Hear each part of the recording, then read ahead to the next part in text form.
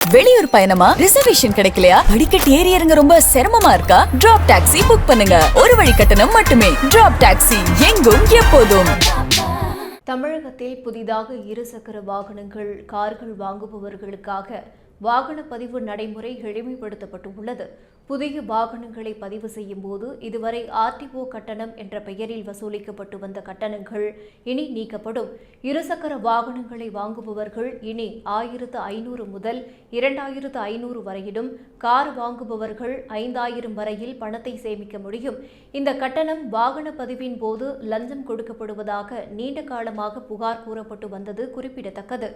மத்திய அரசின் உத்தரவை முதலில் அமல்படுத்த தமிழக அரசு மறுத்து வந்த நிலையில் இப்போது இருசக்கர வாகனங்கள், கார்கள் மற்றும் ஜீப்புகள் உள்ளிட்ட போக்குவரத்து அல்லாத வாகனங்களுக்கு டீலர் பாயிண்ட் ரெஜிஸ்ட்ரேஷன் முறையை அமல்படுத்தியுள்ளது. இது இன்று முதல் நடைமுறைக்கு வருகிறது. இதன் மூலம் புதிய வாகனங்களை இனி மோட்டார் வாகன ஆய்வாளர்களிடம் நேரில் கொண்டு சென்று உடல் ரீதியான சோதனைக்கு உட்படுத்த வேண்டிய அவசியம் இல்லை. இதுகுறித்து போக்குவரத்து ஆணையர் ஆர். கஜலட்சுமி மாநிலம் முழுவதும் உள்ள அனைத்து வட்டார போக்குவரத்து அதிகாரிகள் மற்றும் மோட்டார் வாகன ஆய்வாளர் அலுவலகங்களுக்கு சுற்றறிக்கை அனுப்பியுள்ளார்.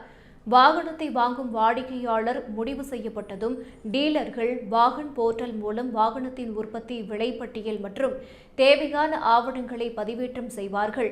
வட்டார போக்குவரத்து அலுவலகங்கள் இந்த விண்ணப்பத்தை சரிபார்த்து பதிவு எண்ணை ஒதுக்கி ஒப்புதல் அளிக்கும்.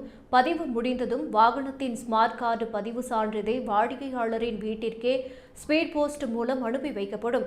தமிழகத்தில் தினமும் சராசரியாக 5800 வாகனங்கள் பதிவு செய்யப்படும் நிலையில் இதில் 80% வாகனங்கள் இருசக்கர வாகனங்களாகும். இந்த நடைமுறை மாற்றம் லட்சக்கணக்கான மக்களுக்கு பயனளிக்கும் என்று எதிர்பார்க்கப்படுகிறது. இந்த நடைமுறை மாற்றம் ஆட்டோமொபைல் டீலர்கள் சங்கம் தொடுத்த வழக்கில் சென்னை உயர்நீதிமன்றம் கடந்த 2024ஆம் ஆண்டு வழங்கிய உத்தரவை தொடர்ந்து வந்துள்ளது.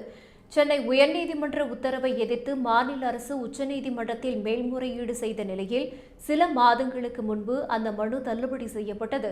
இதைத் தொடர்ந்து இந்த ஆண்டு அக்டோபரில் உயர்நீதிமன்றம் தனது உத்தரவை அமல்படுத்த கெடு விதித்ததால் தமிழக அரசு இந்த நடைமுறையை தற்போது அமல்படுத்தியுள்ளது.